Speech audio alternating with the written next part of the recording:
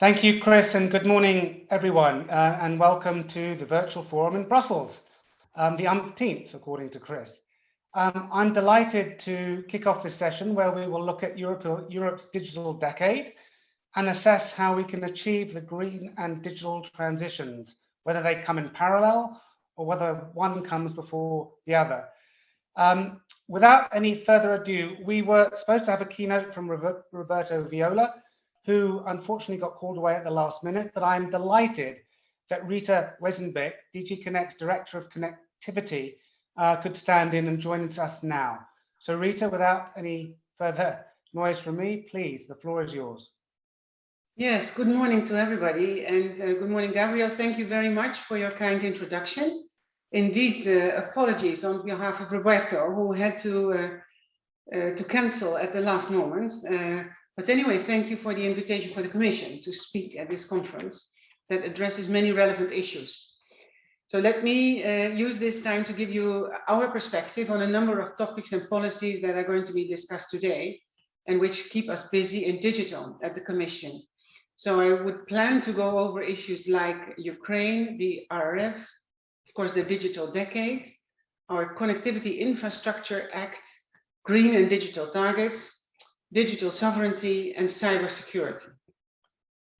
So to start with Ukraine, I think it's very important. We should not start any meeting without referring to the unprecedented crisis that is going on following the Russian invasion of Ukraine.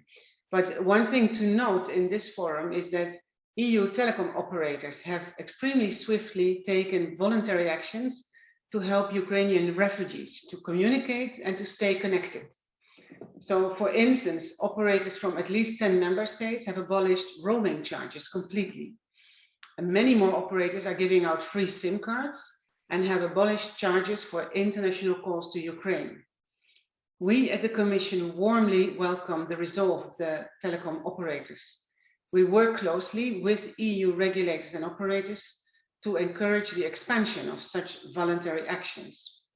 So the Commission, together with the European telecom regulators, which are represented in BEREC, as well as with the operators, is monitoring closely the situation and the measures in place. And we are, of course, also ensuring coordination with the Ukrainian authorities. So let me start by taking this opportunity to thank BEREC for their agile response to the crisis and for ensuring the coordination of the many different activities which have as their common goal the provision of connectivity to the Ukrainian refugees. So then let's move on to the Recovery and Resilience Facility. So the Recovery and Resilience plans offer an unprecedented opportunity to accelerate Europe's digital transformation. The plans, which have now been approved, generally include a considerable amount of measures in the digital domain. So far, the member states not only met, but most of the time exceeded the 20% digital target. Considering the 22 recovery plans adopted so far by the Council, about 26%, which is about 117 billion euro, is spent on digital. This proves that boosting the digital transformation is a main priority and a key pillar to build a more resilient and sustainable Europe. The reforms and investments related to digital often cover digital public services, so digitalization of administrative procedures and implementation of electronic identification. Digital skills, like development of digital skills in education and vocational training, and support measures for digitalization of businesses, especially for SMEs, also play an important role in many plans. And in addition, member states are fortunately and obviously investing in connectivity, for example, in very high capacity broadband networks or in 5G deployments. However, as we shall discuss later, practically none of the investments related to digital focus on greening the digital sector, an intervention field in the RRP regulation. This suggests that the green and digital transitions through the RRPs are not interacting enough to fully profit from the potential synergies of the twin transition. Now, most of the member states have entered into the implementation phase of their plans.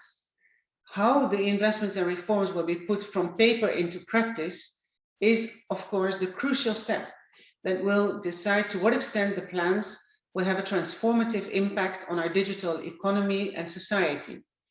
We at the Commission will carefully monitor and process and support this process.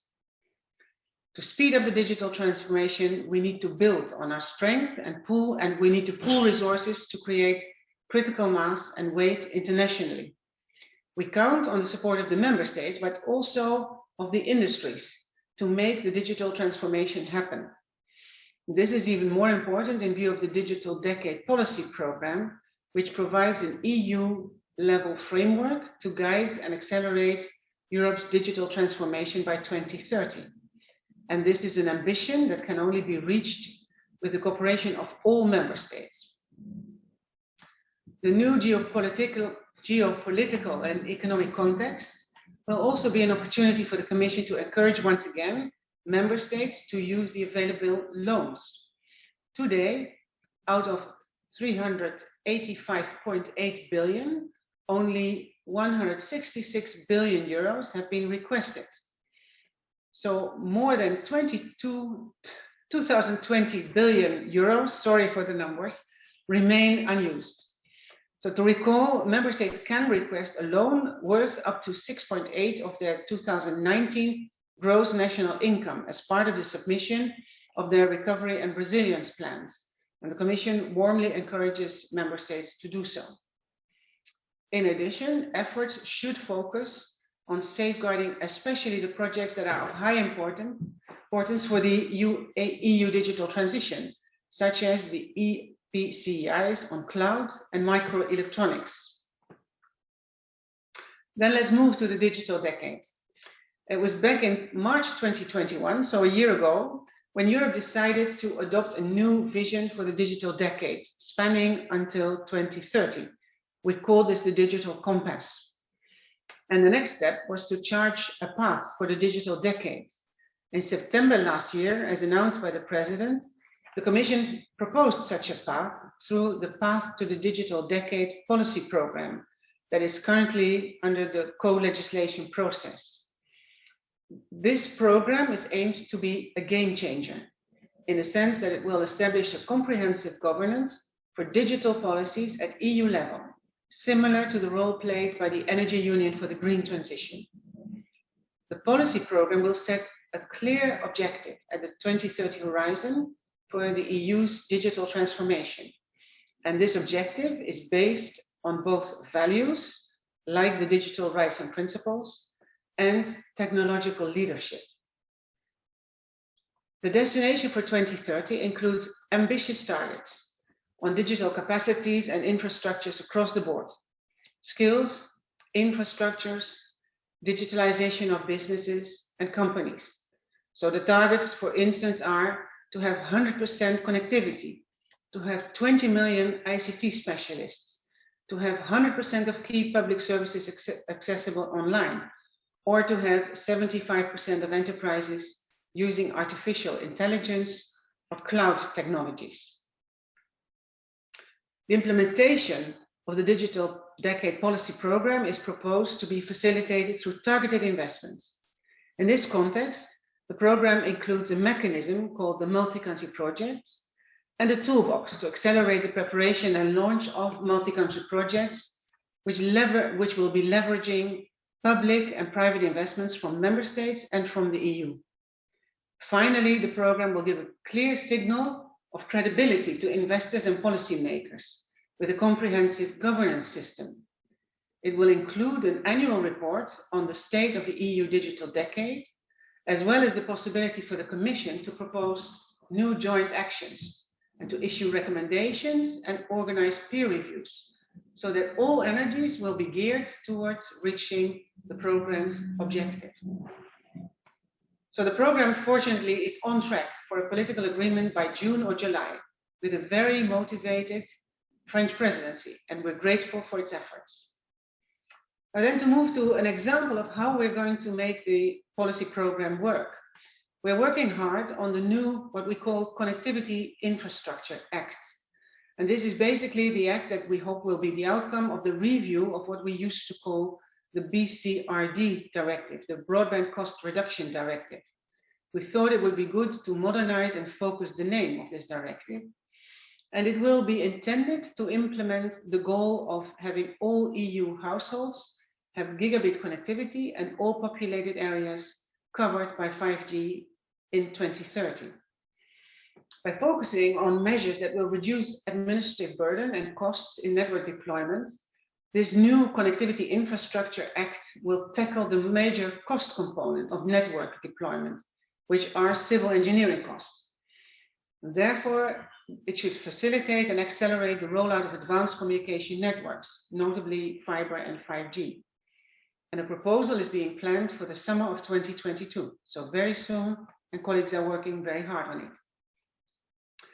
This act will build on the best practices that were agreed by the member states in the 2020 Connectivity Toolbox with regard to network deployment to improve the current shortcomings of the directive.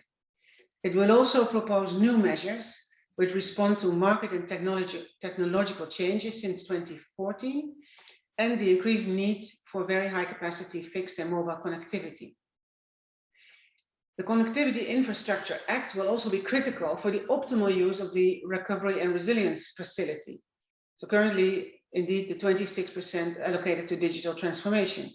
It will also be critical to fund the deployment of connectivity infrastructure and also the use of CEF2 and the European Structural and Investment Funds. But let me move to green and digital targets. So the Commission's communication on the European Green Deal emphasized that Europe should leverage the potential of the digital transformation. The uptake of digital solutions like AI, 5G, cloud edge computing, and Internet of Things can accelerate and maximize the impact of policies to deal with climate change and protect the environment, ultimately helping Europe to reach its goal of reducing greenhouse gas emissions by at least 55% by 2030. Europe needs to ensure that digital infrastructures and technologies become verifiably more sustainable and energy and resource efficient and contribute to a sustainable, circular and climate neutral economy and society. For instance, the transition to a sustainable economy requires smarter management of product-related data across the product lifecycle. Digital technologies provide the possibility to tag and trace, localize and share product-related data along value chain. The European Digital Product Passport, which is part of the Sustainable Products Initiative, will improve information available to businesses. It will boost resource efficiency and it will empower consumers to make sustainable choices.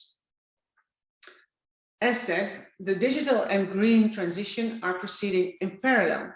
They're not interacting enough.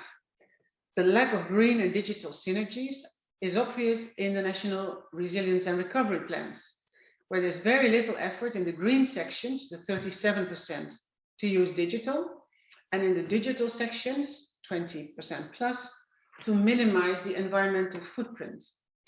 So this means we need to put more effort to twin green and digital objectives by fostering their synergies. So we need to ask ourselves, what can digital do for the green transition? And then we can think of things like Earth observation, supporting sustainable transition in energy, in transport, in construction, in agriculture, manufacturing sectors, etc. And we need to ask what the green transition can do for the digital sector. So how can, for instance, it attract sustainable finance? And how can the digital sector be helped with new market opportunities? So we are committed to minimize the conflicts between green and digital, such as the carbon footprint of digitization. And also we are committed to procure climate neutral data centers by 2030. And we have proposed the Circular Electronic Initiative. So we still do not know the exact effects, including positive effects, of the digitization of the green transition. That's why we have launched the Green Digital Coalition, to quantify the digital enablement and to show that digitalization is part of the climate action that sustainable finance can support. And I understand that Annemarie, who will speak after me, will probably also speak on this issue, because we highly value also the activities of BEREC in this area.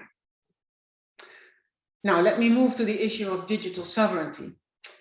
This refers to the ability to act independently in the digital world and to become leader in digital innovation, ensuring the security of resilience of supply chains, strengthening our digital capacities, while at the same time continuing to promote our fundamental interests and values at global level.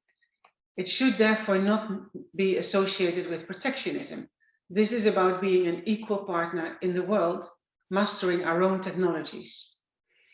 This can be illustrated with the example of semiconductors. These are the essential building blocks of a digitalized society. They are at the core of the global technology race. To address the current shortage of chips and anticipate future disruptions, the Commission has adopted a proposal for an EU Chips Act on 8 February 2022. Substantial policy-driven investments supporting the proposal, so 43 billion euros,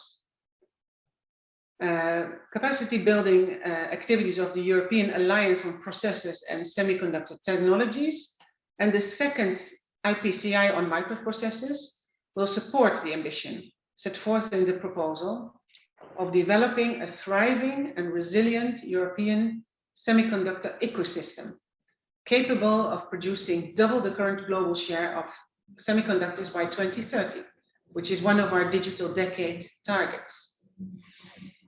To exert our global leadership, the European Union must have an end-to-end digital industry and invest significantly in other key parts of the digital supply chain.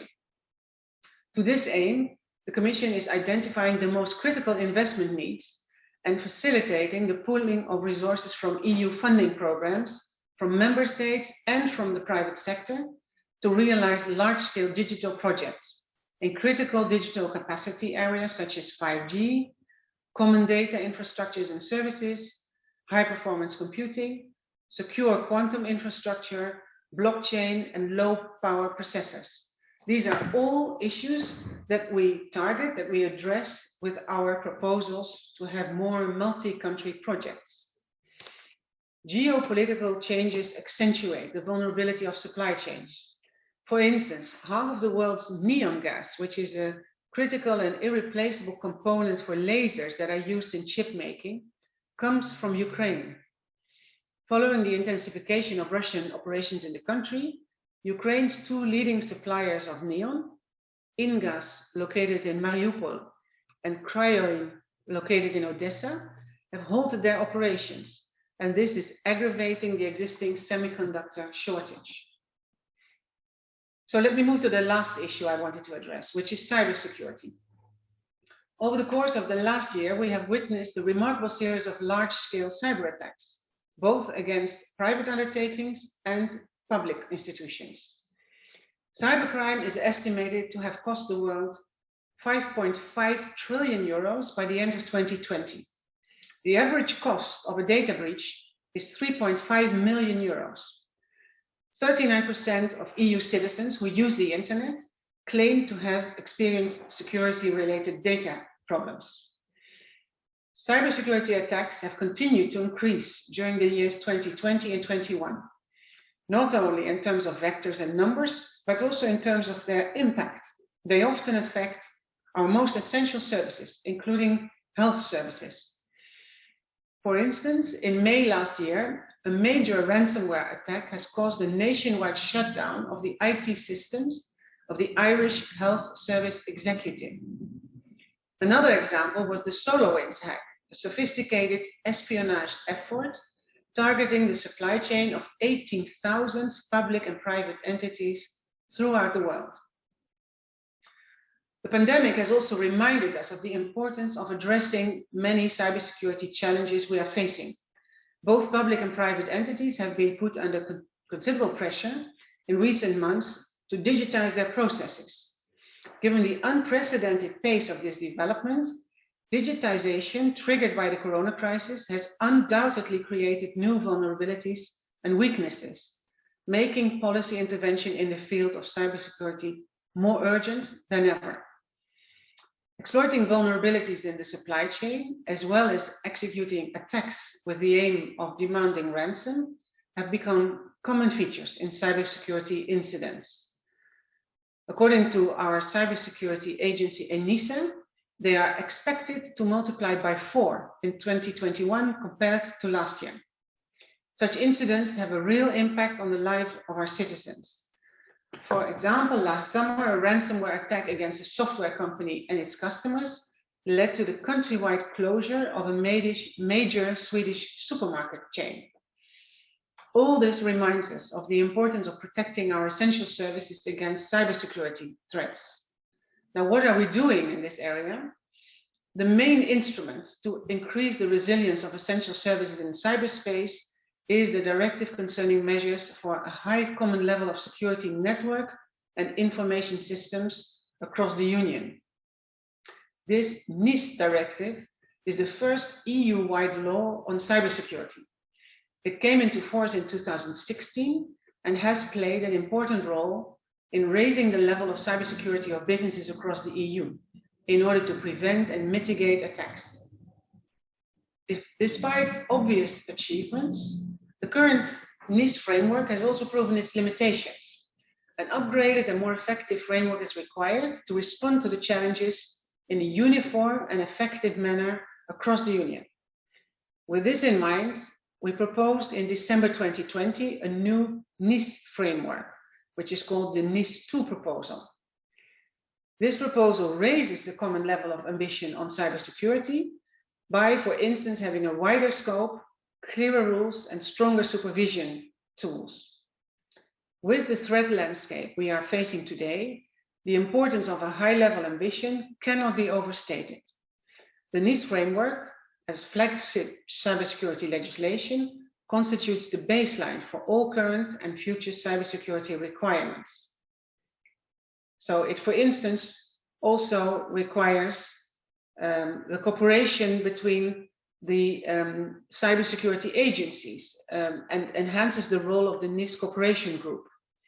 We propose to give this Nist Cooperation Group a more central role in shaping strategic policy decisions on emerging technologies and new trends, by also increasing information sharing and cooperation between member states. The negotiations between the Commission and Parliament and Council have started in January. Given the urgency of the file, we hope to be concluding the negotiations as quickly as possible. The Russian invasion of Ukraine serves as an important reminder that the security of critical infrastructure should be a high priority, and that modern warfare also extends to the cyberspace. All this shows that the Nist 2 proposal could not have been more timely. So this reference to the current crisis rounds the circle of my introduction for today. I thank you very much for your attention and wish you a very fruitful conference. Thank you very much. Thank you, Rita, for that inspirational and sobering address. If I may, can I just ask one follow-up question very briefly back on the green and digital transitions? You mentioned they're essentially running on separate tracks. What would you like to see from member states and industry in particular to bring them more together? Well, I think what we would like to see, first of all, industry and we and member states should work on better possibilities to quantify the harm and the benefits of digital for green and green for digital. So that's a challenging task, and we have been struggling with it, but it needs to be done. I think also in this world of incentivizing sustainable development, sustainable finance, we cannot do without objective criteria to measure what is the benefit of certain actions. And we believe that the benefits are impressive of digital smart agriculture, digital smart cities, digital energy grids, etc. But it needs to be measurable, and the harm needs to be measurable. That's the first thing. The second thing is we need creative brains to tie the links. So we need to have the appropriate proposals, and we need to make people in society realize that they can make these proposals also under European funding and also under collective projects. Brilliant, thank you. And I think that's a theme, and we'll run through our panel and get their creative minds to address it. Yes. Thank you again for joining us this morning. With great pleasure. Thank you very much. And now I'd like to introduce our panel, who have a clear task ahead of them. We have Anne-Marie Sipske, from the BEREC Chair and the Director of Telecommunications, Transport and Postal Services of the Dutch Authority for Consumers and Markets. Paul Wien Espen, the Director General for the Norwegian Communications Authority. Manuel Konstram, Senior Vice President and Chief Corporate Affairs Officer of Liberty Global, and Jacob Bluestone, Head of Telecoms Equity Research at Credit Suisse. Anne-Marie, BEREC's 3 strategic priorities are very much aligned, I think, to some of the issues Rita addressed. Can you take us further down that path? Sure, Gabriel, and thank you so much to IIC for inviting me to this panel. It really is an honor and a pleasure to be in this panel with all these distinguished speakers on such a very important topic. That is there a tension between, as you said, the 2 European ambitions of going digital and going green? And as Chris Chapman already mentioned, this is a vital but no easy task. Gabriel, you mentioned our 3 strategic goals, and just to remind everybody, BEREC is of course the body of independent regulators in Europe. And we strive and we fully support Europe's ambitions. And as regulators, we have 3 strategic goals. 1 is to promote full connectivity in Europe. 2 is to support sustainable and open digital markets. And 3 is to empower end users. And these 3 strategic goals indicate the way that BEREC contributes to, first and foremost, the European digital targets.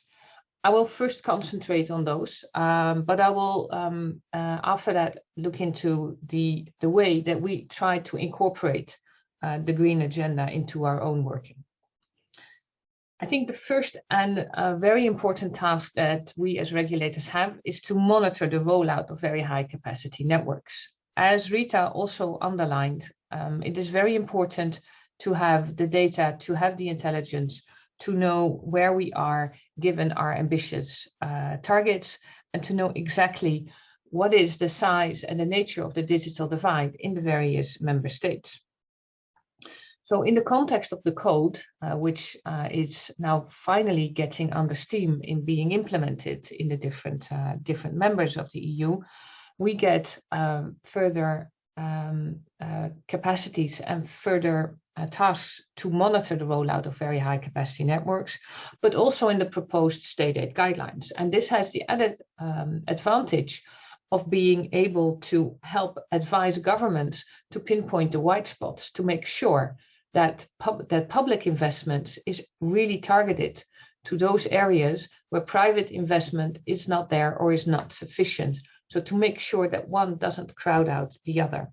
So our monitoring of where do we have the very high capacity networks can help make sure that all parties concerned help in closing the digital divide in the best, most effective and efficient way.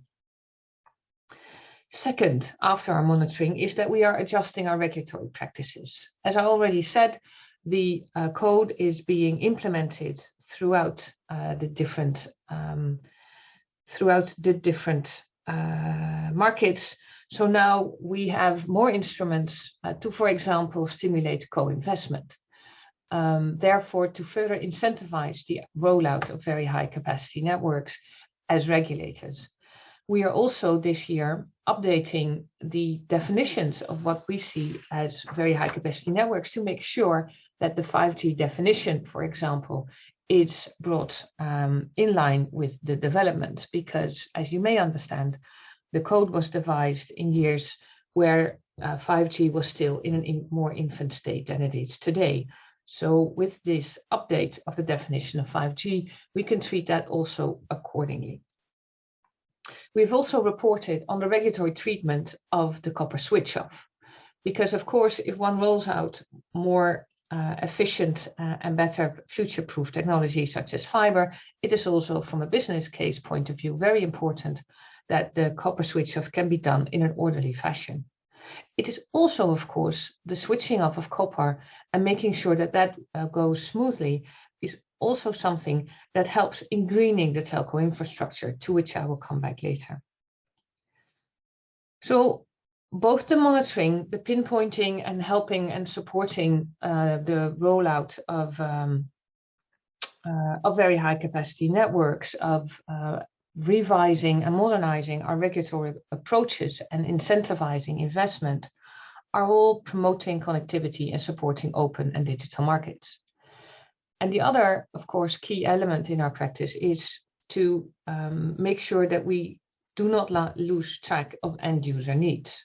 For this, I think it is very important also that we need more transparency to make sure that if consumers opt for particular high-end connectivity, they really get value for money and that they do have the wider choice and they know what they are paying for. The other thing is, I really appreciate and support the Digital Compass, to which BEREC contributes with its monitoring activities. But besides homes passed, it is also very important that we keep close track of homes activated, because of course the digital targets are not there just to roll out the fiber or 5G. Rolling out very high capacity networks are not there to build, as I would say, empty cathedrals. It is, of course, of making sure that consumers, households, students, enterprises, SMEs can actually use these connectivity to make sure that they learn, that they work, that they have undertakings, and that they can interact in the digital economy. So that is, I think, the 3 points on the digital divide where BEREC traditionally has a strong role to play and is all the time adjusting its practices and the way we are monitoring to make sure that we keep up and help and align with the efforts throughout Europe. Now, going to how does digital relate to green? The first, I think, we should start with saying, of course, the ICT sector is very much part of the solution. One estimate is that going digital can actually contribute up to 15 to 20% reduction of greenhouse gases. Take, for example, all of us here today.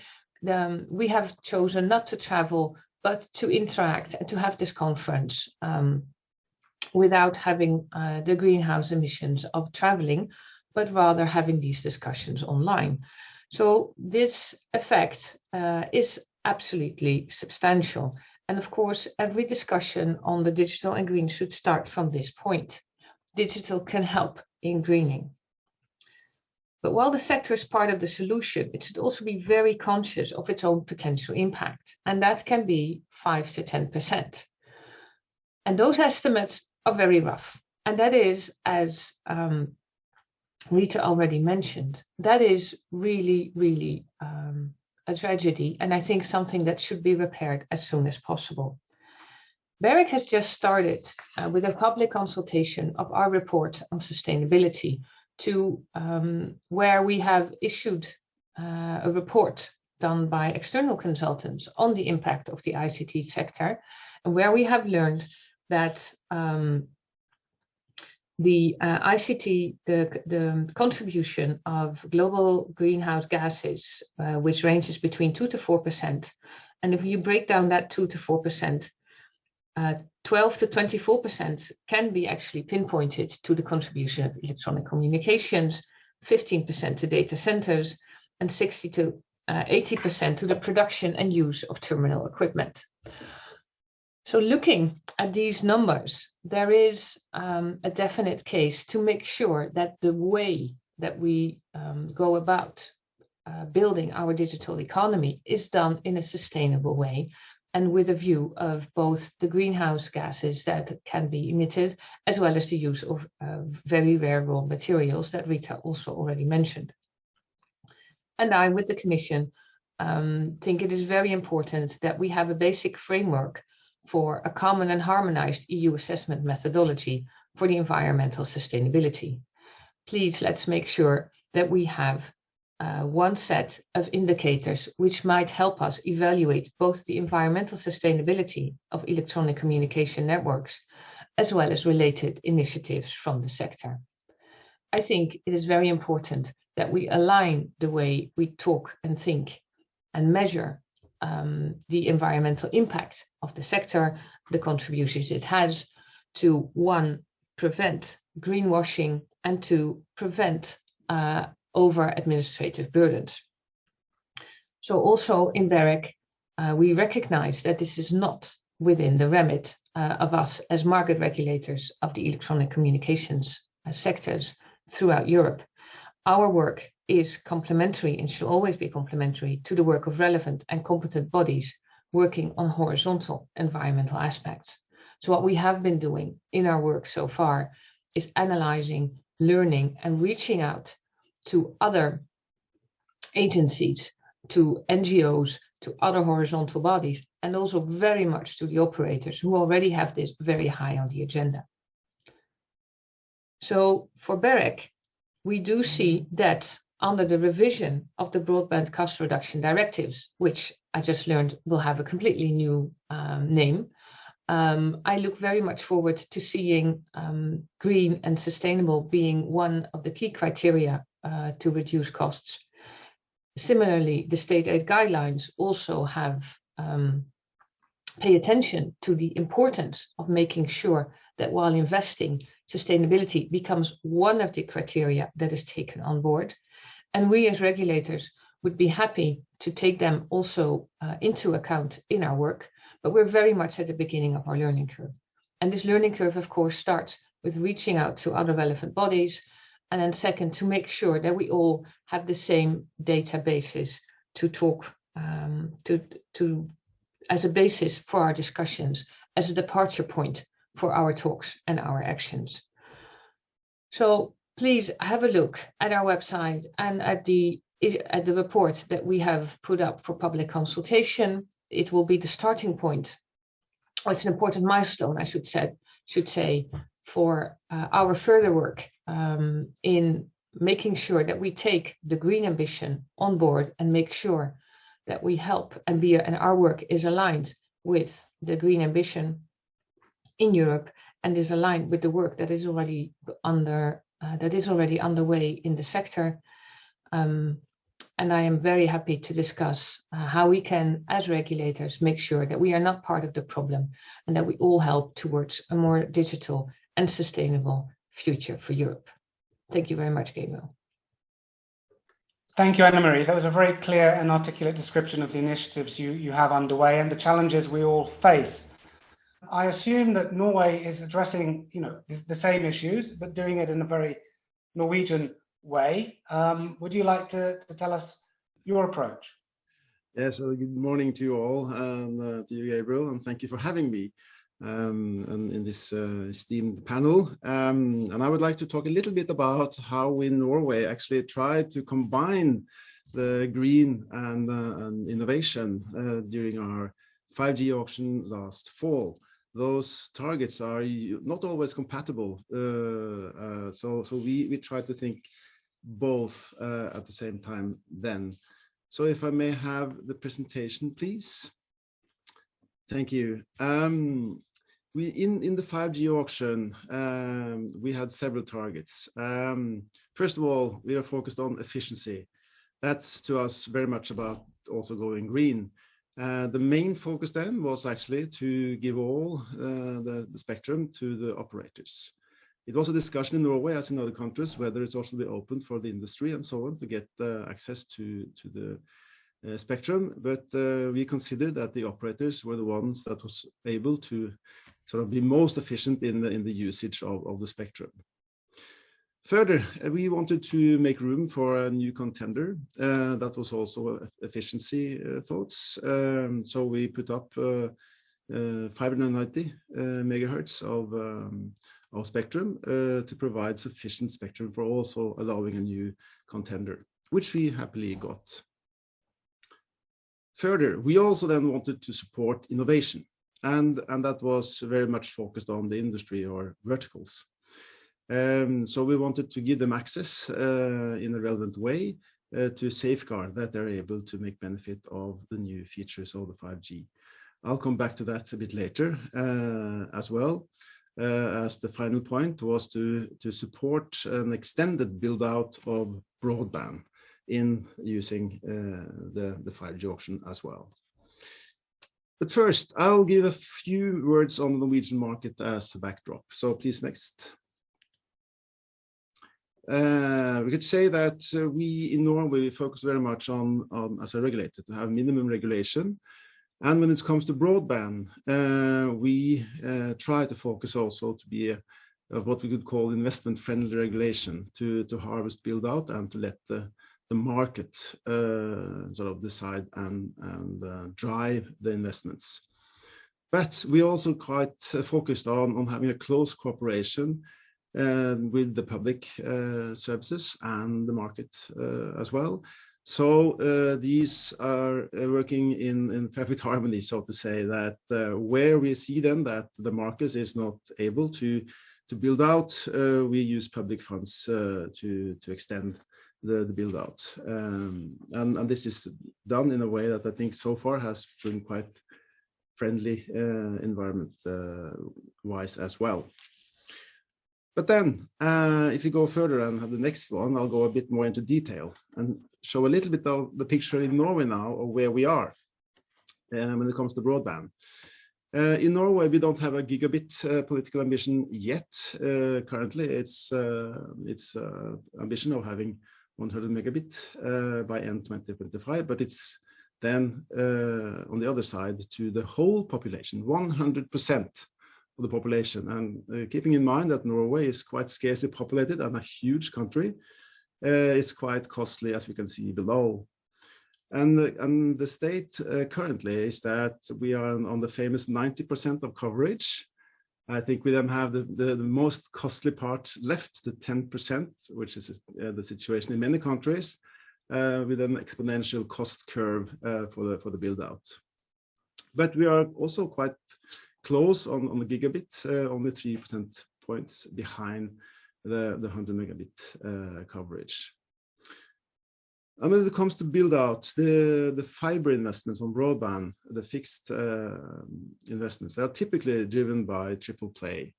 It's in Norway, as many other countries, it's utility providers, both local and national, that has been the most keen ones to build out. But I think they make the business case also by offering TV on top of the internet connection. And we've seen also that the costs related to have a 100% fiber build out is massive. We see here that it's estimated to be 16.6 billion Norwegian kroner. While if you combine the fiber with mobile, the 5G, the bill is reduced to 3 billion. And that was something that we took into account for the 5G auction.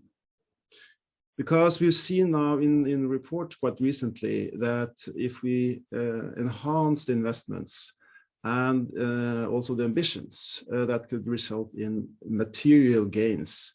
Here it's shown a number of 75 billion Norwegian kroner if we also then aim for gigabit by 2025. So the investments will pay off. But again, we are talking about substantial amounts. So how did we then try to set up the auction to cater for all this? So please, next. Given that we wanted to have a 5G for all, we took into account the costs I just mentioned by having broadband for all. It's not possible to foresee that it will be a fixed connection for everyone in Norway, given the price, and the convergence gives substantial and sufficient broadband for most people with mobile 5G as well. So 5G was actively then being used in the political ambitions for coverage to all.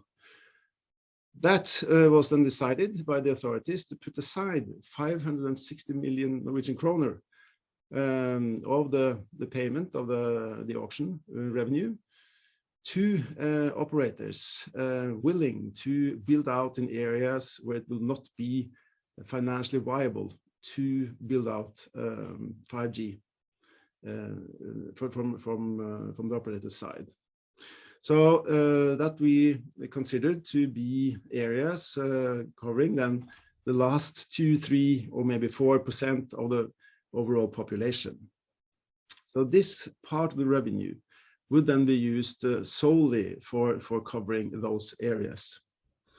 And the task then to find out which areas that was given to us, and we put that out on addresses actually, going through maps and coverage charts and finding out which addresses they could offer to build out in connection with. And we made a quite good system for that, also with a fixed amount per household based on how far they were from the masts, indicating the costs related to the build out. But this should then play together with the current already existing state-aided broadband deployment. So it should not compete. That's why it was important for us, and still will be then in the coming years, to keep a close eye on how this will fit together. And the addresses and the build-out is then monitored in a close way, so the public funds are used in the most efficient way. So that was how we set up the 5G auctions to try to cater for broadband for all and innovation in that sense. If you go further and to the last point for me was also to cater for the industry, to also safeguard that we had innovation in the most efficient way. As I mentioned initially, we wanted then to keep all the spectrum for the operators, as they then would have the opportunity to optimize the usage. But we were very cautious about need for the industry would be different now in 5G. So we also wanted them to have the opportunity to have a kind of way out if operators did not come up with offers that would suffice or meet their needs. Actually, we have put in place then an obligation for the mobile networks operators to provide access for industry and enterprises if they have a specific need that the operators are not able or willing to meet. Then they need to offer spectrum for a part of the spectrum to that industry or enterprises for their usage. Of course, there are limitations and requirements on this. Basically, the key component is that the need needs to be quite unmet in the sense that they need to ask all the operators. There's a reasonable request, and we can understand that it's not able to be met in a useful way. And we would like the markets to agree on this and try to find solutions, but we'll act as a mediator if no solution is found. And we would act quite swiftly, as we think it's speed is of essence in these issues. So we will keep a close eye on this. Of course, it's very early days, so we have not discussed very much about the industry of this yet and seen if there's a real need, but at least we have this as a fallback.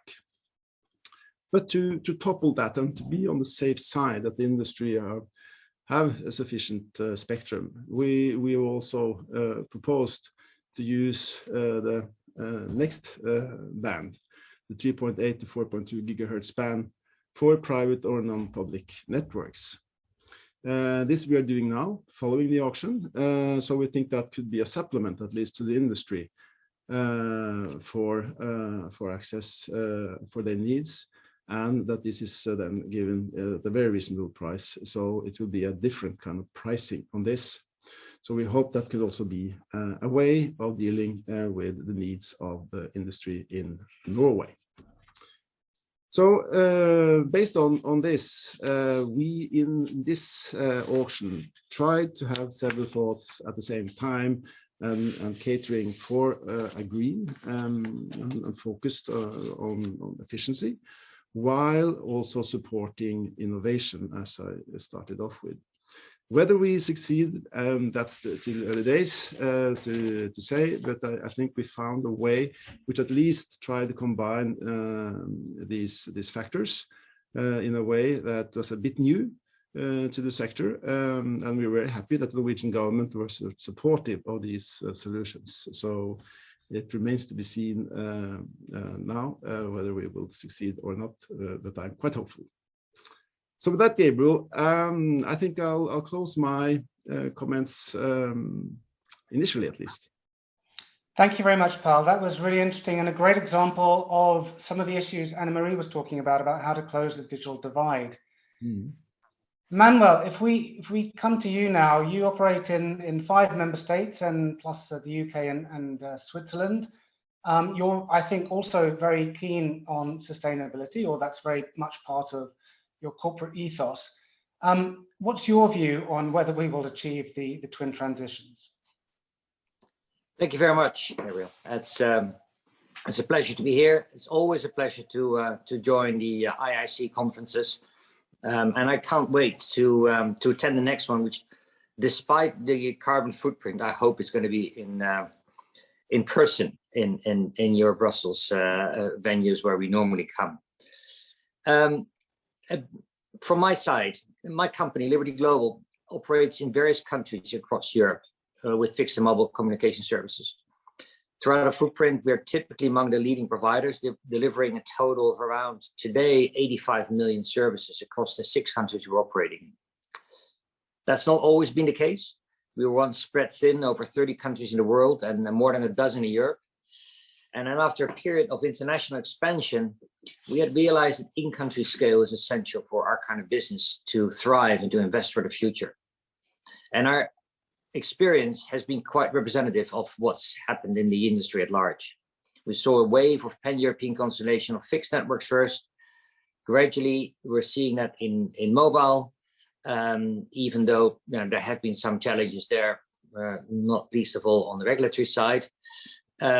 And since then, we've also seen a wave of consolidation through conversion, merging fixed and mobile operations and creating deeper engagement on a country level. Some countries have already achieved that, and some are still going through it. For instance, we merged the companies Ziggo and Vodafone in the Netherlands, Telefonica and Virgin Media in the UK, and recently in Poland, actually, that is to close tomorrow, if all's well. We will combine the UPC Polska operations with the mobile company Play from Iliad, so as to form a real fixed mobile challenger to the incumbents. We constantly work to upgrade our networks, and most of our gigabit networks are built on a hybrid fiber architecture, which we're constantly working to increase speed, capacity, and reliability of our customers. At Liberty, we really believe that the way forward for our industry is to further invest and continue the convergence and the reduction of fragmentation in our national markets. It drives the scale that creates stronger competition and delivers the synergies and the value creation that is ultimately also needed to support the investments for the further evolution of our networks. We're also exploring strategic options for our fixed networks, unlocking the value of our certain assets, such as our mobile towers. And in other cases, such as in Belgium and in the UK, we're exploring partnerships to accelerate new network structures and to accelerate fiber rollout.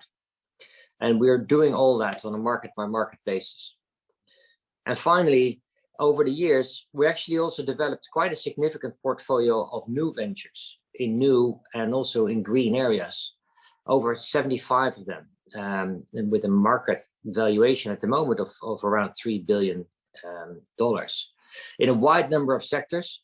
So we're investing in sustainable data centers, in electric vehicle charging, using the power of our networks, and even we're an investor in Formula E electric car racing. And on that, you'll hear more sometime soon. With all these market challenges, we understand that Liberty Global has an important role in realizing the targets set by the Commission on digital and green. And I'm very, very supportive of Anne-Marie's statement that the digitization and the gigabit connectivity really is part of the solution, a significant part of the solution. We see it all as highly interconnected. So first, let me start with the connectivity. 96% of our footprint is ready to provide 1 gigabit speeds already today. So we're already supporting the 2030 digital target for full gigabit coverage, actually from our side on our footprint to European households. And we, actually underlining what Anne-Marie said, we will soon come out with some new research we commissioned on the incredibly powerful and positive impact of gigabit connectivity on the green transition to our societies. And we'll come up with that later. However, today, as we all know, a total of only 31% of all European households have subscribed to those kind of super high, very high speed broadband speeds. And so there is more needed. And I really like the Norwegian phrase of investment friendly regulatory climate. That's something that we should definitely look at to pursue further. And on the mobile side, at this moment, only 14% of the populated areas in the EU have access to 5G commercial services, and we need to get those spectrum auctions up and running. It's absolutely critical. With respect to the ESG goals, we take those very seriously. We have set up our own science-based targets. We announced our own net zero commitments. We're working on using sustainable materials in our products and our energy use, and are even exploring, and we're actually quite active users of green bonds, financial instruments to support our further investments. And this is not just a feel-good exercise. The gigabit connectivity has a major role to play beyond the ducts and cables. And the greening of our own operations and increasing the capacity of our digital services will have a ripple effect to reduce our own footprint, but also in all of the sectors that we're touching with our digital technologies. We need to make sure that we bring people along with the changes, and no one is left behind in pursuing those 2030 digital targets. We're running a number of social programs and initiatives to reach those targets, things like essential internet packages and voucher programs. And finally, I should not forget to mention that, we're also kind of continuing all kinds of efforts to support basic services to vulnerable groups. And at this moment, in particular, that points us to the Ukrainian crisis. We're not certainly taking a special position on this, because many telecom providers in Europe are doing that at the moment, but all of us, we're implementing special tariffs for calls, data, and SMS services for Ukrainian services all over Europe. And we ourselves also focus particularly on free services at the borders throughout our operations in Poland and Slovakia. And yet, there's still so much work to be done on our road towards the green and digital transition, and we're actively doing our part on quite a few of those. And let me mention a few points which perhaps useful for the discussion later on. We will need more of a commonly agreed assessment methodology for key parameters and KPIs to understand, how the telecom and ICT sector enables the green transition. It's something that we've struggled with today, and there's still so many standards in the industry, and there's clearly a need for some clarity here. Access to renewable energy could significantly help the ICT sector reduce its carbon emissions. And we all know that there's a significant crisis in the energy market at the moment. There's also a significant push to facilitate the transition towards the renewables, and we really want to be an active partner in that. Increasing the energy efficiency of telecom networks themselves, that's definitely also high on the agenda, and of our not just of the networks, but also of all of the equipment and auxiliary equipment that goes on with it. Data centers, let's not forget those. Data centers are the backbone of the digital economy, but they have still a lot to do in terms of reducing their carbon footprint. And then finally, promoting the recycling and the refurbishment in the way we develop our stuff. We develop our products, we develop our terminal equipment and those kind of things.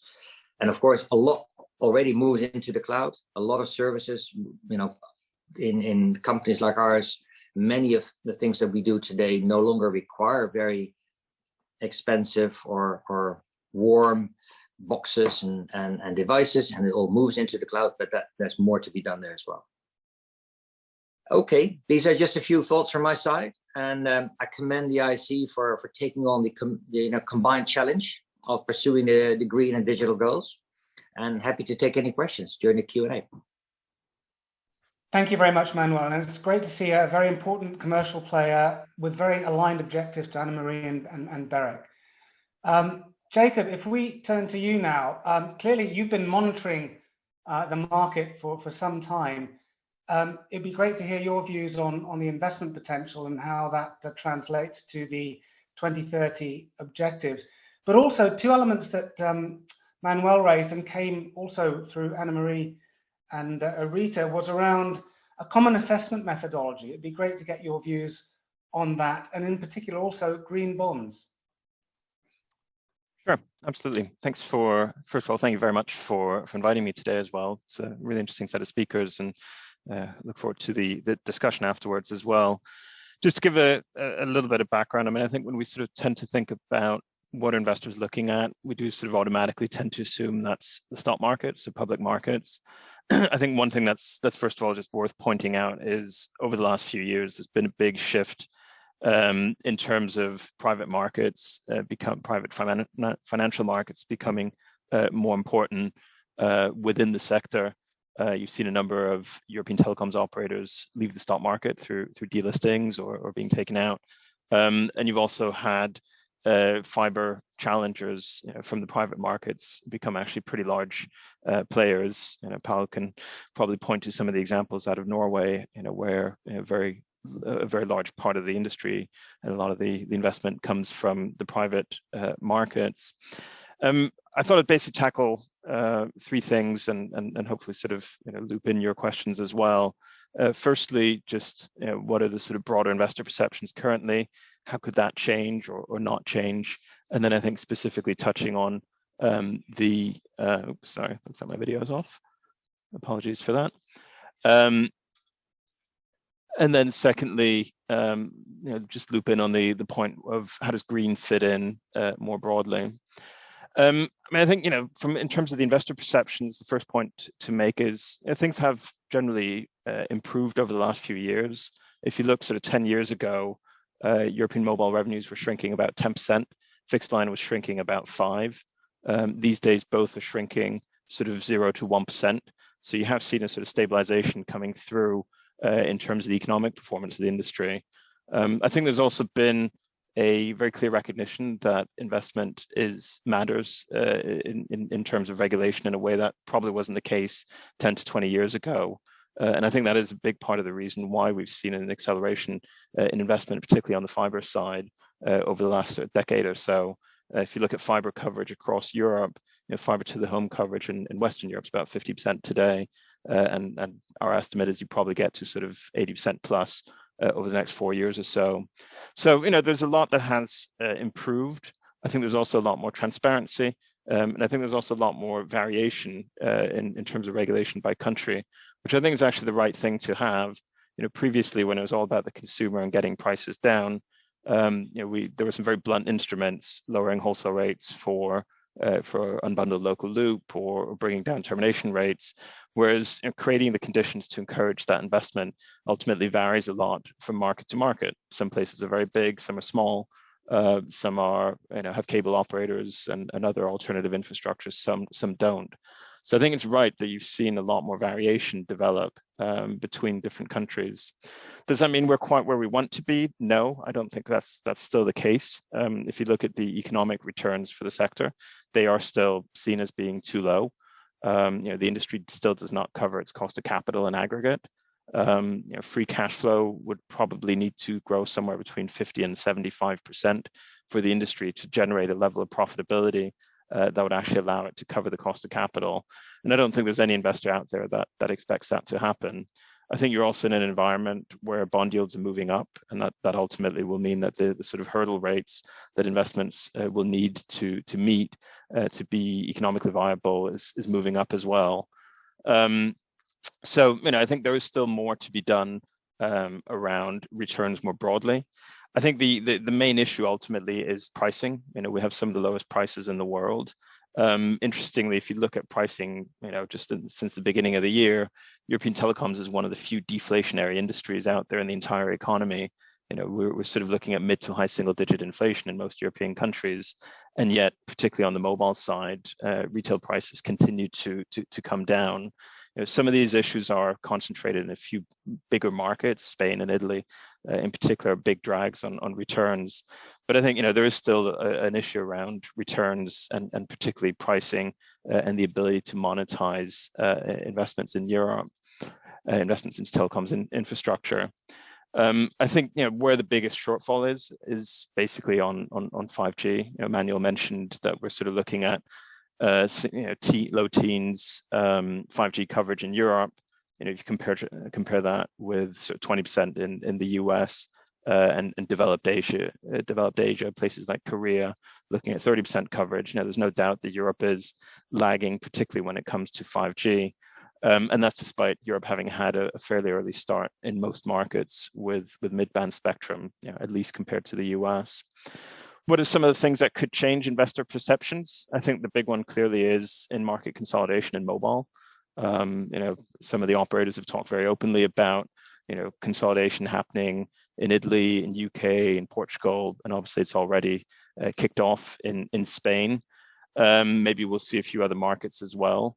I think from an investor point of view, that's a huge deal. If you look over the last 10 years, the only time that the European telco sector has outperformed the wider European stock market has been in years where you've had consolidation. So kind of in the 2014-15 period, and then in 2018 when you saw consolidation in the Netherlands, and in every other year European telecoms has basically underperformed the stock market. So consolidation is very important in terms of the perceptions of this industry, but it's not just does it happen, it's also does it happen under reasonable remedies. And actually, if you look at most of the past deals in Europe, in most markets actually revenues kept going down even sort of 5 years later. Even in markets where you had some of the softer remedies. So will it happen and under what conditions? I think are probably some of the two biggest questions right now. I think things that probably won't really change in terms of investor perceptions soon are around the growth potential of 5G. I think it's generally seen as fairly limited in terms of its ability to sort of drive a wider recovery. I don't think that's just a European issue. I think there is a sort of broader, if you look at the US, for example, US mobile stocks have derated since the launch of 5G, not because of 5G, because of other things. But ultimately, you're not seeing a sort of acceleration in growth and a revaluation of telecoms assets on the back of 5G. Why? I think it's fairly simple. There's no obvious consumer killer app. There are some interesting business cases around B2B, but there's a sort of concern around potential disintermediation of telcos by big tech or again, some of these sort of privately funded players. Maybe just to sort of move on to the question around green. I think ultimately the way green matters for telco investors is through investor mandates. So if it matters to fund flows, then that is something which will matter to the investors because it's something that has become a bigger focus because it's become a formal part of a lot of funds mandates, and it's something that they have to look at now in a way they perhaps didn't in the past. I think the big question mark, particularly after the sort of tragic events of Ukraine in the last month or so, is will some of these fund flows change? March saw some of the biggest outflows from Europe ever in the public markets, and we've also seen a lot of very non-green investments, powering up coal plants and things like that, which have shifted some of the priorities for investment, more broadly for strategic reasons. So I think there is a sort of big question mark of how attractive does Europe remain at a high level, but also how important a priority will green be, after what we've seen over the last month or so. So I think it's early days. Markets tend to overreact to geopolitical events. We've already seen, some of the. You've already seen half the sort of stock market sell-off be unwound.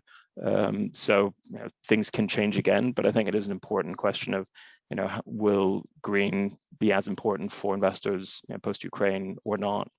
The other thing, maybe just to tack on to green, which I think for investors is a big issue, and I haven't sort of heard a lot of mention of. Is crypto. Crypto is obviously transformational in a lot of areas, but the one thing it's not is green. Bitcoin mining, Bitcoin accounts for roughly half of crypto in terms of market value, and is hugely energy consumptive. And I think as crypto becomes potentially more embedded in parts of the financial system, I think that's probably something that will need to be addressed a little bit more explicitly. Maybe I'll leave it there, and we can maybe move on to the Q&A. Thank you. Thank you very much, Jacob.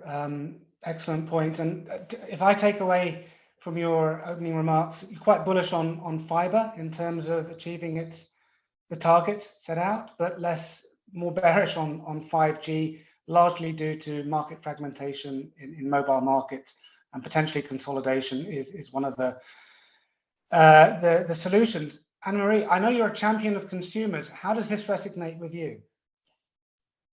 Well, on consumers, as you know, ACM is an integrated authority. We're also the consumer authority. And I was thinking on Manuel's remarks, for example, on the refurbishment and the recycling and the end user perspective. And actually, Gabriel, I think for Barrick, it's a more modest role. It's us getting aligned to the sector more on the green issue, actually, than the other way around. Let's be perfectly honest about that. And although Jacob was a bit less pertinent, I think that actually the way operators are talking to their shareholders on their green ambition and on their sustainable energy use, for example, has meant that they are much further in their thinking and in their developing, monitoring, et cetera, than we as regulators are, because it's outside our mandate. So we are really working very hard to catch up. But I did think as also consumer authority from ACM perspective, I think the end users in the role of greening the telco industry is very interesting. For example, holding on to your phone for one more year might be something you can be very tangible to do. So Manuel talks about refurbishment, about recycling, about all the equipment and how to use that. And so I do think that one of the ways which we as Barrick often can achieve things or can contribute is actually through the kind of software instruments, like talking and to consumers, and like we have done on the security of 5G, for example, where we have been, of course, actively participating in the discussion on the rollout and the safety issues that and there were concerns.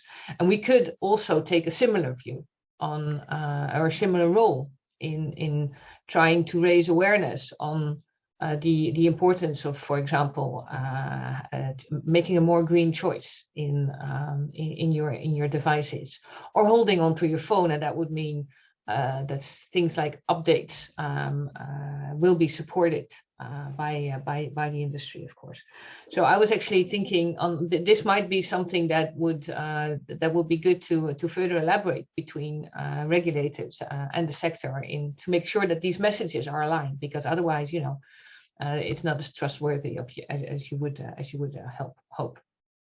So that will be one of the issues that I was hoping that I understood Manuel correctly in that sense, that there might be also a way there to take action.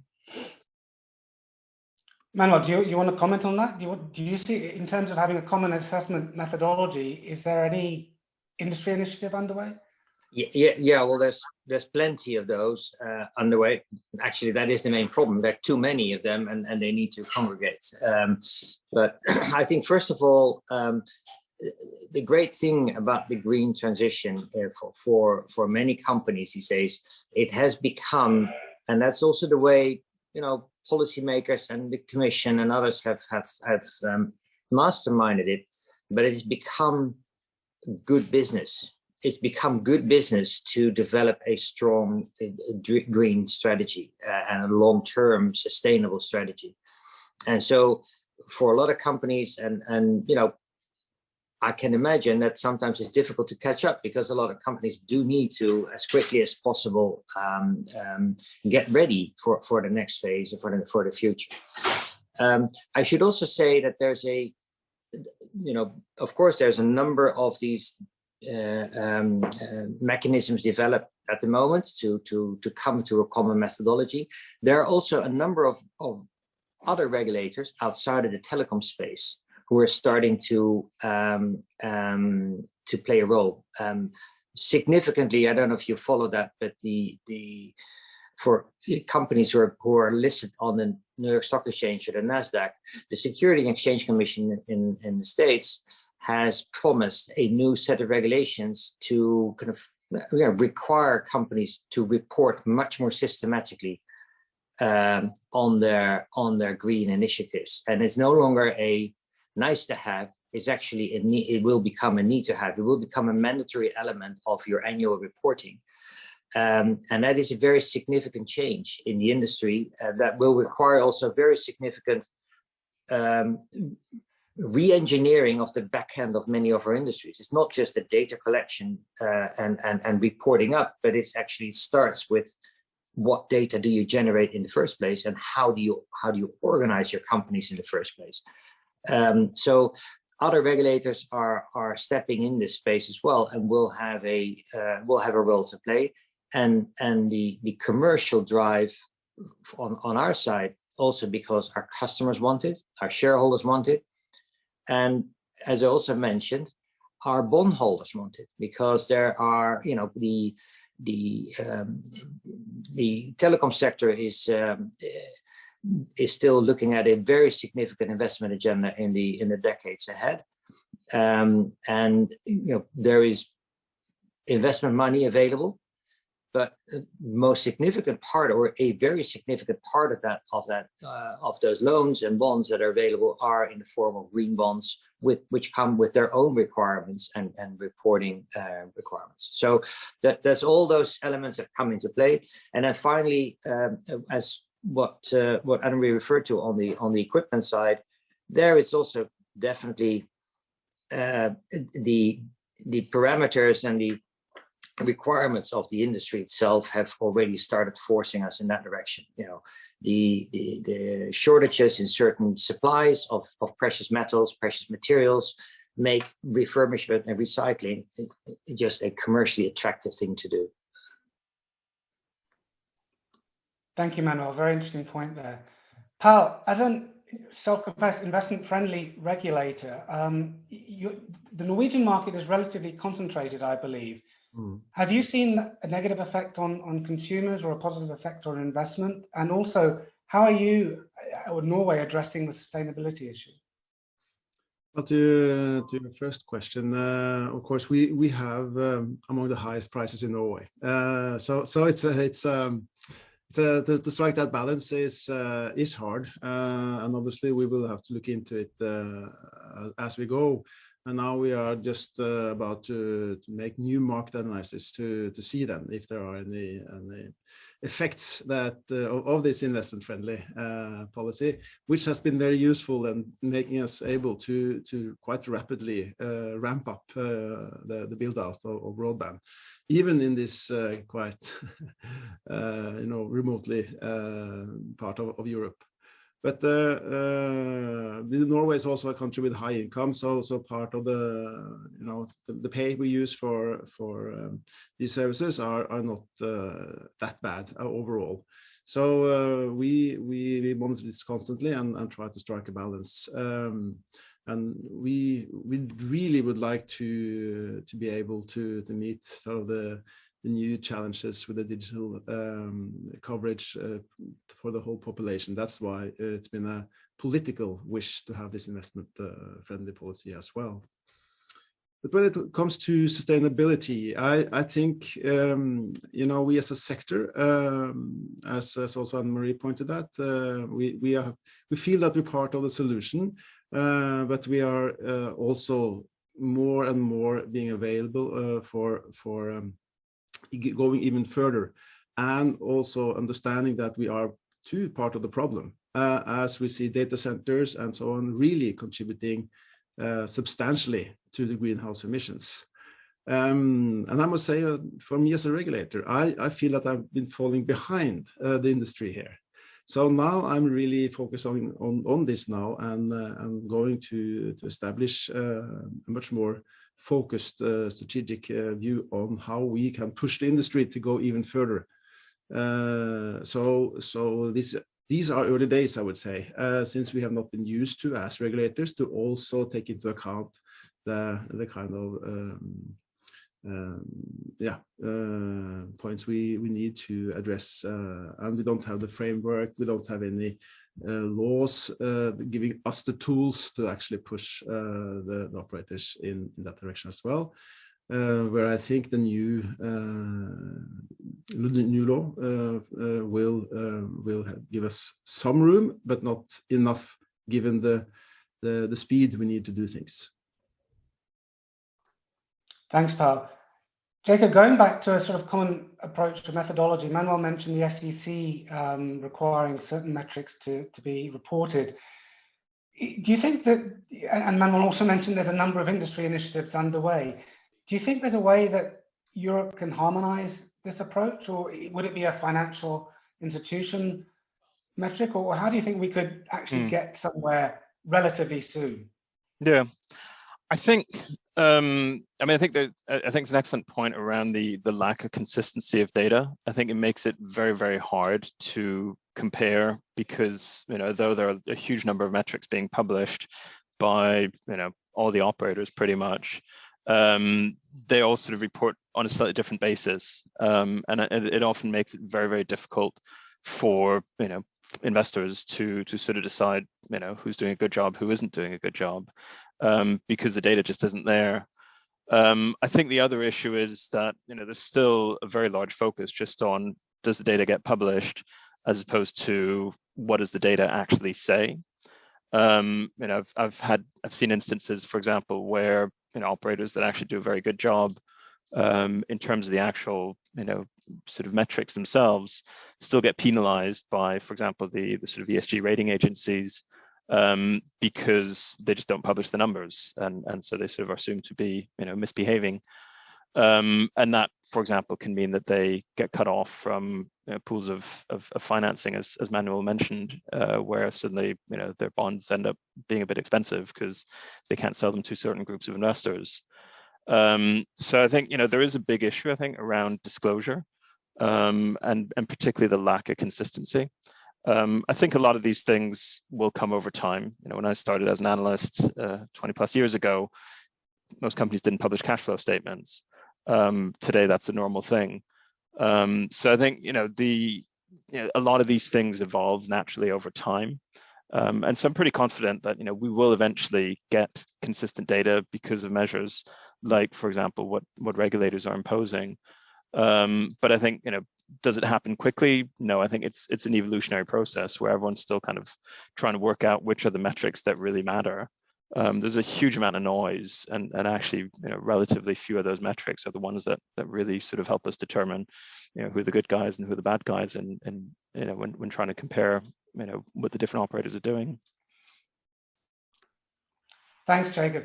Anna, you mentioned about the new Connectivity Infrastructure Act, or BCRD 2.0, that there will be an element of sustainability, and you also, I think, referred to potentially the state aid guidelines also incorporating sustainability. Do you think those could be vehicles to come up with a common methodology quicker than a natural evolution, as Jacob mentioned, would take some time? Well, there's two things here, Gabriel. The one is on methodology. I think Jacob is right. It is also getting your head around what metrics actually matter, and for that, you have to understand the substance. You have to understand where the technological frontier is and stuff like that. My point on the BCRD and the state aid guidelines is actually that, make no mistake, of course, digital is part of the solution, It can help towards attaining your green, the green ambitions. But at the same time, there are choices to be made, and there will be dilemmas. There are always dilemmas. This is why this is, as a regulator, I really enjoy my work. And I think at a national, if you look at a national level, there's all these trade-offs to think of cost, of for example, with 5G auctions, it's coverage, it's competition, it's price level. I mean, it's all right if there's 5G everywhere, but maybe as an example, I think at the DESI index, if you look at the Netherlands, you see that over 98% of Dutch households have a 100 megabit plus connection laying there. There's basically, I think, 40 to 45% of households which have a subscription of only under 50 megabits, meaning that people either do not care or cannot afford or do not appreciate the quality, or there's a lack of market dynamics. And it's probably a little bit of all of that. So there's all these things that you have to balance. And I do think that green and sustainability has to be a part of that. But the solution, again, or the right way out of all these dilemmas and trade-offs, I think that is very often dependent on the national situation, on the topology, on, as you say, Norway is geographically completely different from the Netherlands. And it's, again, completely different from what you see in a country like Slovenia or Greece. And that has to be taken on board. So what I really welcome in those two new pieces of European legislation is that it's actually actively being taken on board, so that governments and regulators alike have to take that into the complicated puzzle. And we will solve it market by market. We will solve that puzzle. And I think it's good that this one is part of the puzzle. But I think that is actually the contribution that I hope for when I see this part being introduced in the state aid guidelines and the new cost reduction directive. It has to be taken into account, and the answer will vary because, as I said, you have to take all of these things, the competitive landscape, the topology, the history, the costs, the ambitions, et cetera, into account when solving these trade-offs. Thank you, Anna-Marie. Manuel, one of the points Anna-Marie mentioned, which I'm sure rings true to you, is homes activated, not just homes passed. Across your markets, have you seen, what works really well? How can you increase gigabit connectivity or incentives for consumers to subscribe? Is it affordability? Is it digital skills? I'm sure it's probably a combination. But what has worked in your markets? Well, a significant part of our strategy has been convergence, right? The households, the ability for us to reach out to households and to deliver full package to them has significantly not only increased the connection rate, but also the tendency of those customers to stay long with you. So that's a very significant part of it. Digitization is another, and I think, often underestimated, I would say. Quite a few companies focus just on cables in the streets, but that's not what a customer buys, right? A customer buys a very, very modern and high-end customer relationship. And in order to be able to deliver that, you need to digitize the whole back end of your industry in such a way that you're able to provide a seamless service, very, very high levels of reliability, a way to communicate with companies like ours the way, certainly modern generations are used to communicate with modern, internet companies, right? So very often, this is a way where a lot of companies need to change their ways of operating. Thanks, Manuel. And Jacob, maybe if we could turn to you on this theme. I know you're potentially a big fan of the alternative fiber producers who are very active across Europe. But what is this? What Manuel just said, what does that mean for the smaller players and the mobile pure players? Can they survive? I think it's a very good question, and I think it's also a hard one to answer because obviously it varies a lot from market to market. Norway's got utility fiber, Netherlands, most of the fiber is being done by KPN, not only obviously, but predominantly. So, I think the landscape is going to be very, very different depending on which market you're looking at. I think convergence, very demonstrably massively helps churn. And I mean, Manuel can probably, having talked about this thing for many years at Liberty, I'm sure you guys can give much better stats, but I mean, typically every product you take roughly halves your churn rate. So, it creates huge customer stickiness and increases the sort of customer lifetime value quite significantly. I think digitization as well is definitely a scale benefit for a lot of the bigger players, because they have the ability to offer more digital products. Not always though, because I think a lot of larger players, particularly incumbents, tend to have a lot of legacy as well, which is sort of the opposite and creates inefficiency within the business. So, challengers can be more nimble than some of the sort of more incumbent established operators. But conversely, they may lack the ability to build great digital solutions. I do think the fiber challengers are really interesting, where they are developing, and there's obviously a ton of it being built in the UK, but around Europe as well. And again, the conditions are very different depending on what the regulation is in each market.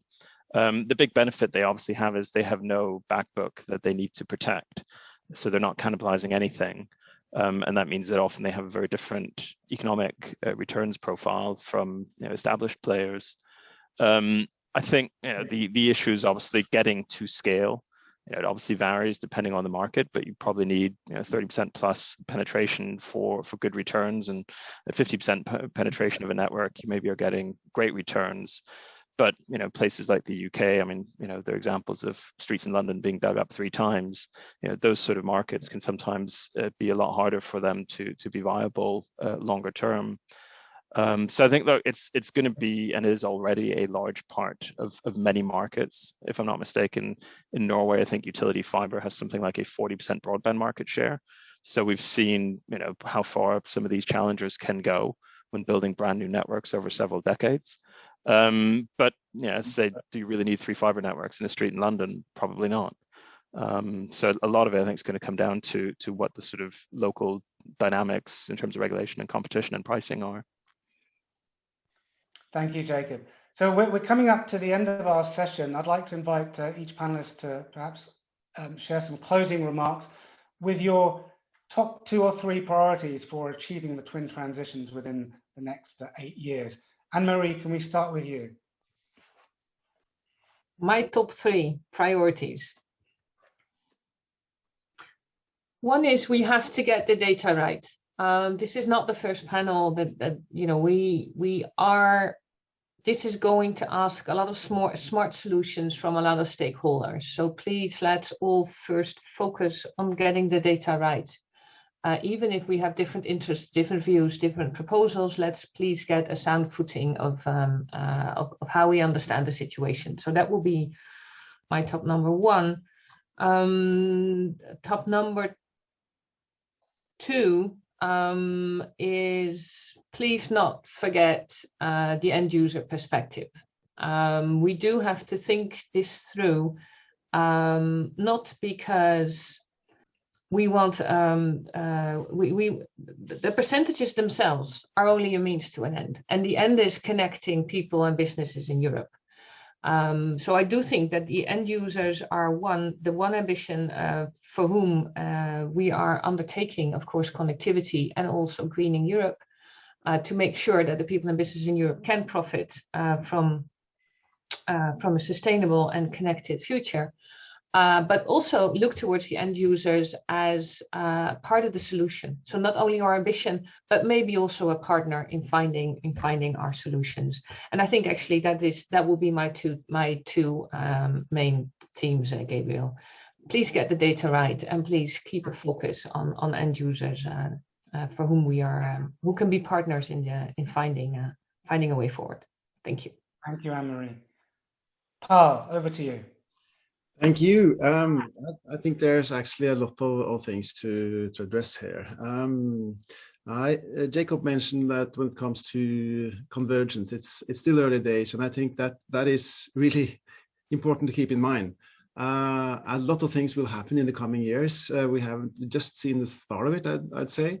With 5G is also a driver for convergence in a different way than we've seen before on the broadband side, and soon we will have satellites. You have Wi-Fi, higher broadbands, or higher frequencies, I mean, in the cities, offering different kind of services on new technologies. There's a lot going on that's going to change the whole sector, I think, going forward, which is extremely interesting. So for us as regulators, then to find the right balance here and be able to grasp what's going on and do the right things is really, really important. And I think we also need to keep in mind a bit of what Anne-Marie said for the consumers, because to me, I think we're soon facing the next mountain to climb in a way, which is the digital divide. Because now we are providing a lot of networks and abilities to use on over-the-top services, but are everyone actually able to make benefit of it, and are we able to grasp really what it can offer?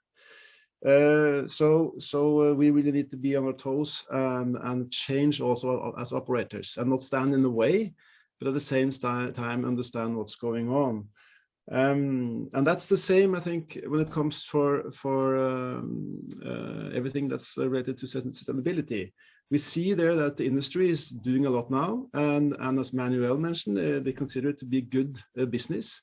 So I really think a part of my job is not to stand in the way for what they're doing. But we need there to find our role, and I think really to contribute, as also Anne-Marie was into, to get the data right. That's a key role, I think, for us to play going forward as regulator. Thank you, Paul. Manuel, your priorities.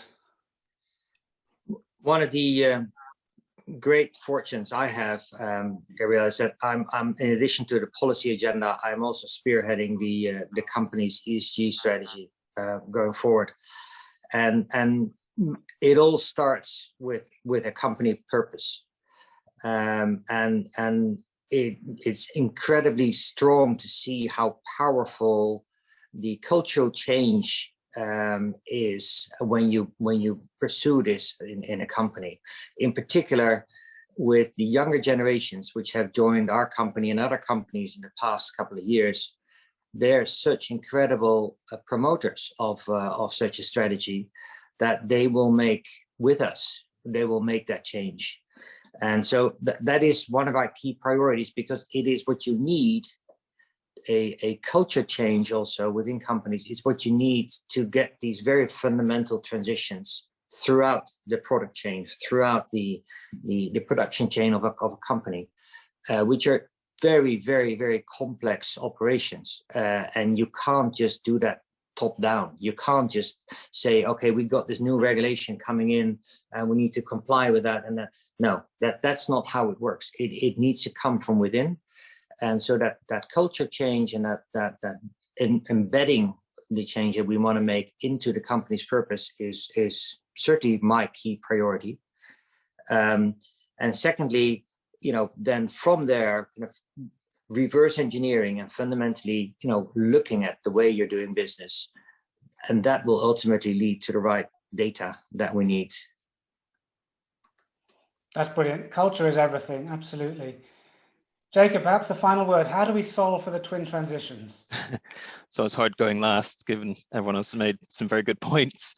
I'd say two things. I think one, and I mean, this is obviously a point I think the others have made extremely well, but I think the importance, I think a lot of operators, and as Manuel rightly points out, partly also driven by employees, are trying to do a lot of these things anyway.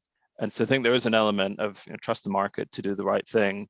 I think where regulators can play an active role is on the monitoring and the data side, to make sure that they're actually doing what they're saying they're doing. I think the desire for them to sort of become greener, I think is there. And I think it's really just about the measuring and the supervision of that, rather than sort of dictating that they take specific actions. Because I think, you know, the impetus for that to happen is actually in a large part there. So, you know, I think getting good data and monitoring, avoiding things like greenwashing, I think that's probably where regulation should play the biggest role. I think the other point, though, is the economics of the industry themselves are very important. If, you know, companies invest because they think they can make money, if they can't make money, they're not going to invest, you know, green or otherwise.